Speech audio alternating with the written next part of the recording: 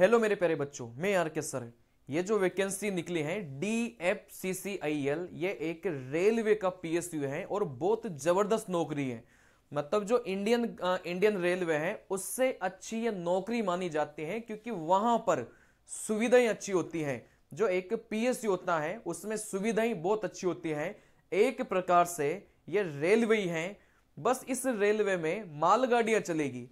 जैसे Indian railway में आपके सवारी गाड़ी और मालगाड़ियां दोनों चलती हैं, तो DFC डायरेक्ट फ्राइट कॉरिडोर, उस वाली रेलवे में सिर्फ मालगाड़ी चलती है।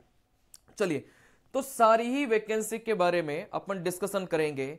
इस वैकेंसी में ITI वाले बच्चे, BTech वाले बच्चे, डिप्लोमा वाले बच्चे, MSc वाले बच्चे भी एलिजिबल हैं।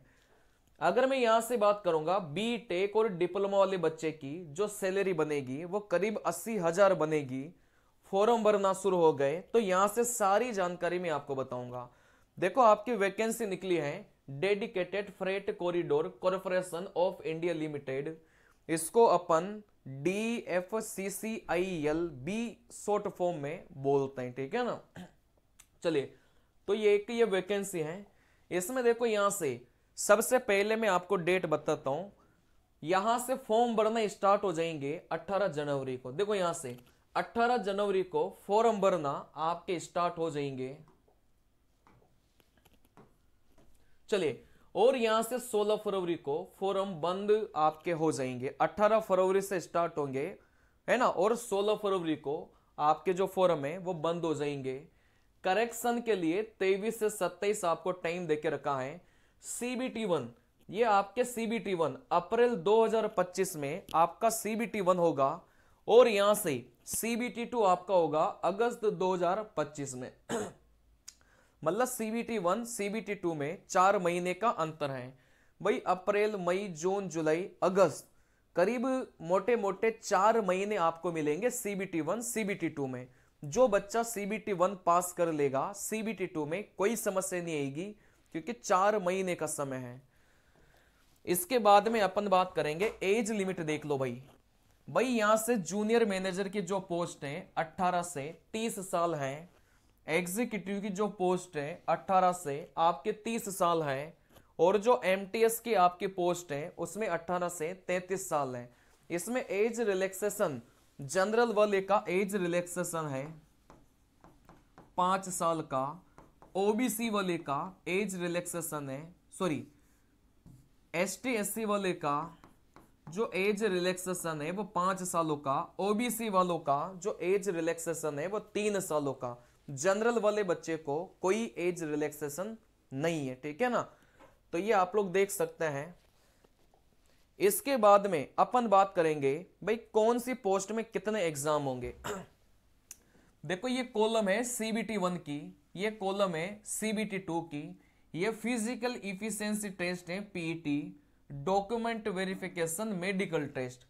तो डॉक्यूमेंट वेरिफिकेशन और मेडिकल टेस्ट, ये तो मेरे प्यारे लालो, ये तो सभी पोस्ट में होना है, ठीक है ना। चलिए, लेकिन जो यहां पर मल्टीटास्किंग स्टाफ वाली पोस्ट थी MTS की, इसमें आप देखेंगे तो इसमें सबके सब होंगे। मतलब पहले CBT1 होगा, फिर CBT2 होगा, फिर फिजिकल इफिशिएंसी टेस्ट होगा PET, जैसे आपके ग्रुप D में होता है ना, सेम वैसे। फिर यहां से डॉक्यूमेंट वेरिफिकेशन और यहां से मेडिकल टेस्ट होगा, ठीक है ना। चलिए, लेकिन जो बच्चे एग्जीक्यूटिव के लिए हैं, एग्जीक्यूटिव की तीनों पोस्ट हैं, सिविल वालों की, इलेक्ट्रिकल वालों की और SNT वालों की, सिग्नल एंड टेलीकम्युनिकेशन, इनके लिए सारे ही हैं, बस PET ने यहां पर नहीं है, ठीक है ना। मतलब फिजिकल इफिशिएंसी जो टेस्ट है वही यहां पर नहीं है। या फिर अपन चारों पोस्टों की एक साथ बात करें, इन चारों पोस्टों की अगर आप एक साथ बात करेंगे तो यहां से बस फिजिकल ही आपका नहीं होगा। इन चारों पोस्टों में फिजिकल ही नहीं होगा, बाकी सारे राउंड हैं। CBT1 भी है, CBT2 भी है, मेडिकल टेस्ट भी है, और आपका कौन सा टेस्ट है, डॉक्यूमेंट वेरिफिकेशन भी है। कहने का मतलब MTS का जो पेपर है बस उसी में आपकी दौड़ भाग होगी। PET का एग्जाम होगा, फिजिकल एफिशिएंसी टेस्ट, और बाकी में फिजिकल एफिशिएंसी टेस्ट नहीं है। बाकी सभी में कॉमन बातें क्या है, CBT 1 सभी में ही होगा, सभी पोस्टों में, CBT 2 सभी पोस्टों में होगा, डॉक्यूमेंट तो होता ही है, और यहां से मेडिकल तो होता ही है, ठीक है ना। चलिए अब यहां से बात को समझना, भाई पैटर्न क्या रहेगा। ये जो पैटर्न है वो आपका CBT 1 है, और CBT 1 ओनली क्या है, क्वालिफाइंग है। क्वालिफाइंग का मतलब क्या होना है कि इसके नंबर नहीं जुड़ेंगे, नंबर नहीं जुड़ेंगे। ये जो आपका CBT 1 है इसके आपके नंबर नहीं जुड़ेंगे, बस इसको आपको जैसे तैसे पास करना ही, ठीक है ना।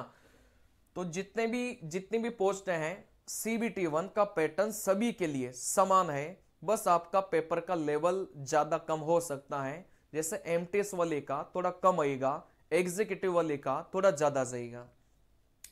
देखो यहां से मैथ आएगी 30 नंबर की, जीके आएगी 15 नंबर की, साइंस आएगी 15 नंबर की, रीजनिंग आएगी 30 नंबर की, और यहां से रेलवे के बारे में भी यहां पर पूछा जाता है। रेलवे के बारे में पूछा जाएगा, वो 10 नंबर का आएगा। मैथ और रीजनिंग मिलाकर 60 नंबर है, ठीक है ना। चलिए तो ये CBT 1 में कौन कौन से सब्जेक्ट कितने कितने नंबर के हैं आप लोग यहां से देख सकते हैं। देखो यहां से बोला गया था जो CBT 2 है, CBT 2 के बारे में बोला गया था भाई 120 सवाल हैं। CBT 2 में 120 सवाल हैं और टाइम है आपका 120 मिनट का। कहने का मतलब यहां पर क्या होगा कि जो आपकी मेरिट बनेगी ना मेरे प्यारे लालो, जो आपकी मेरिट बनेगी वो आपके CBT 2 के आधार पर ही आपकी मेरिट बनेगी। 120 सवाल 120 मिनट, ठीक है ना। चलिए यहां से अगली बात करेंगे। इसमें वही बात लिखी है कि जो फाइनल मेरिट लिस्ट है वो किसके आधार पर बनेगी, वो CBT 2 के आधार पर बनेगी, यही बात इसमें लिखी है। इसके अलावा अगर मैं बात करूं, अब देखो कौन सी पोस्ट में कितनी वैकेंसियां हैं, वो सारी हैं। देखो यहां से जूनियर मैनेजर की सिर्फ कितनी वैकेंसियां हैं, 3 वैकेंसियां हैं, और ये आपके काम की भी नहीं है। जो इस वीडियो को देख रहे हैं उनके कोई काम की नहीं है, क्योंकि इसमें जो क्वालिफिकेशन है वो क्या मांगा गया था, CA मांगा गया था, चार्टर्ड अकाउंटेंट इसमें मांगा गया था, ठीक है ना।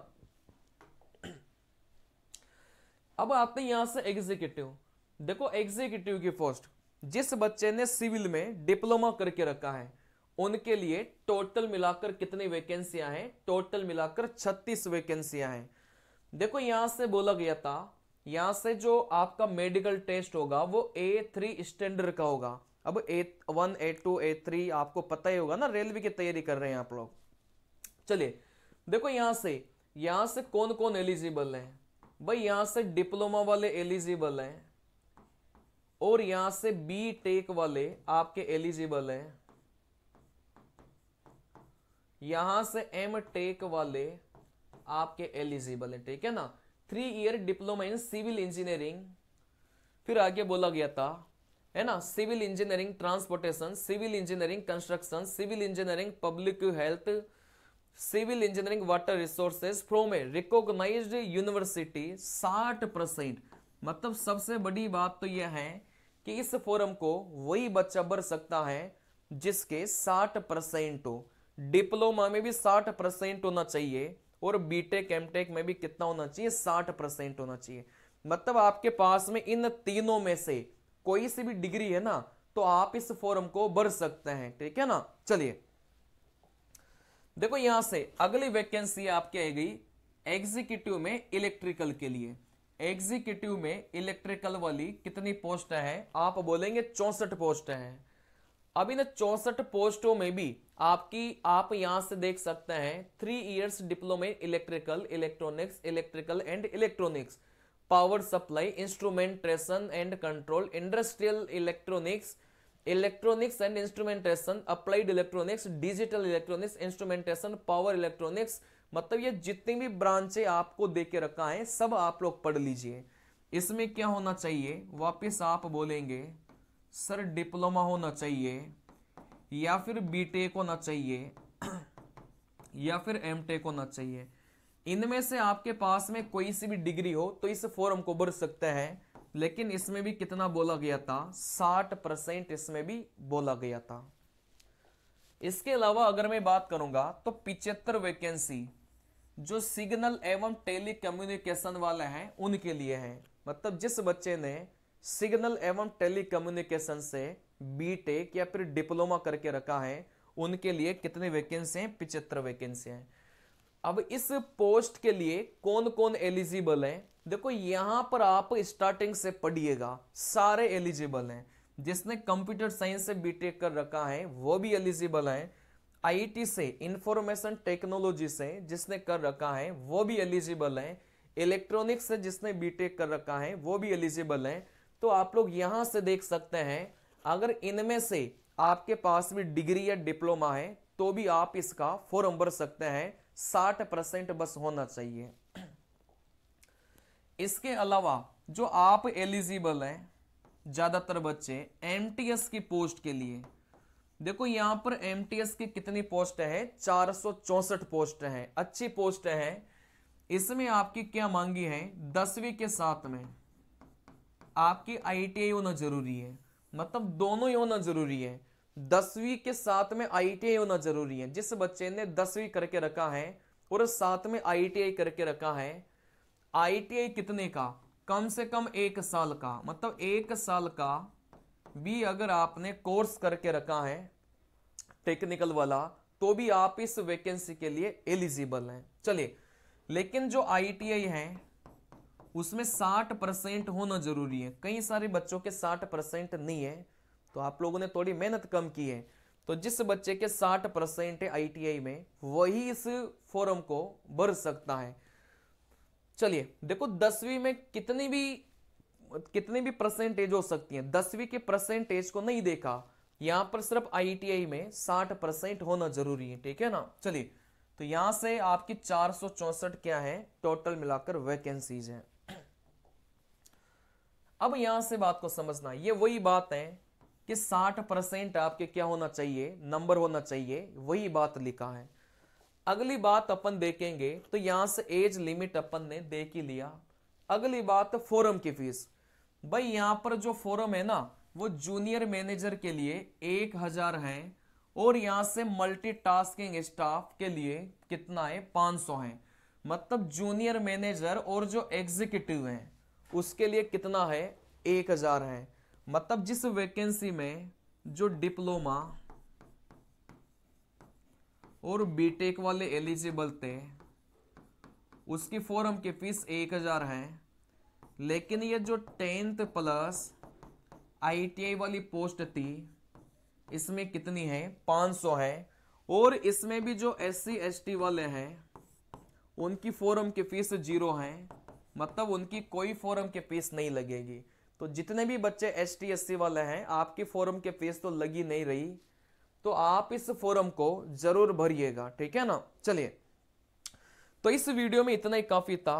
मिलते हैं अगले वीडियो में। हाँ, एक बात मैं आपको बता देना चाहता हूं, जो भी बच्चा रेलवे की तैयारी कर रहा हो, आप अगर बिल्कुल बेसिक से लेकर, बात को समझना, बिल्कुल बेसिक से लेकर हाई लेवल की बिल्कुल एग्जाम ओरिएंटेड गणित पढ़ना चाहते हैं, बस मैं आपको गणित पढ़ाता हूं। बिल्कुल 0 से लेकर बिल्कुल एडवांस लेवल तक की आप लोग गणित पढ़ना चाहते हैं, बिल्कुल एग्जाम ओरिएंटेड, तो आप मुझे इस नंबर पर संपर्क करें। इस नंबर पर आप मुझे व्हाट्सएप मैसेज करें या फिर सीधा सीधा आप यहां से जो ऐप है मैं आपको बता देता हूं, स्पेलिंग ये डालना, प्ले स्टोर से आप लोग इसको इंस्टॉल कर लेना। जो यहां से ऐप है आरके विद्यापीठ, इसको इंस्टॉल कर लो। यहां से भी आप लोग पढ़ सकते हैं। ठीक है ना। बिल्कुल 0 से लेकर वहां तक जो आपके एग्जाम का लेवल है, बिल्कुल एग्जाम ओरिएंटेड। तो यहां से मिलते हैं अगले वीडियो में। इस वीडियो में इतना ही बताना था। अपने दोस्तों को ज्यादा से ज्यादा इस वैकेंसी के बारे में बताइएगा। और जो भी बच्चा रेलवे की तैयारी कर रहा है वो मेरे इस चैनल को सब्सक्राइब करें। थैंक यू बच्चों, नमस्कार।